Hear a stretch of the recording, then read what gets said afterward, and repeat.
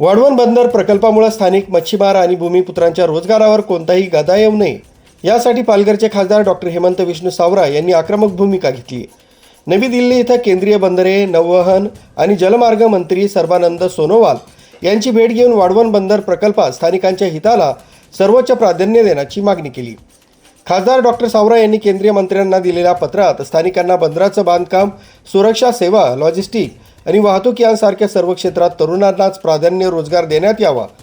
केवळ प्रशिक्षण न देता त्यांना प्रत्यक्ष कामावर घेण्याची अट असावी. मच्छीमारांच्या बोटींच्या आधुनिकीकरणासाठी आणि नेव्हिगेशन उपकरणांसाठी कमी व्याजावर कर्ज किंवा सबसिडी उपलब्ध करून द्यावी. तसंच कोल्ड स्टोरेज आणि सोलार उपकरणांसाठी अनुदान द्यावं. बंदराच्या 25 किलोमीटर परिसरातील गावांमध्ये जमिनीची धूप थांबवण्यासाठी भक्कम संरक्षक बंधारे बांधावेत आणि मोठ्या प्रमाणावर वृक्षारोपण करण्यात यावं.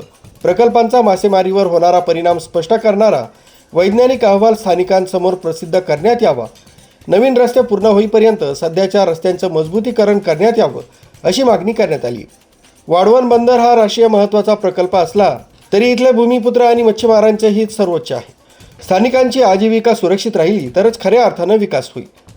प्रशासनाने या मागण्यांवर सहानुभूतीपूर्वक विचार करून त्वरित अंमलबजावणी करण्याची मागणी केली जाते. केंद्रीय मंत्री सर्बानंद सोनोवाल यांनी या मागण्यांवर सकारात्मक चर्चा करण्याचं आश्वासन दिलंय. या पाठपुराव्यामुळे वाढवण बंदर परिसरातील नागरिकांना मोठा दिलासा मिळण्याची चिन्ह आहेत. आरबी न्यूजसाठी मलिक शेख, मोखाडा.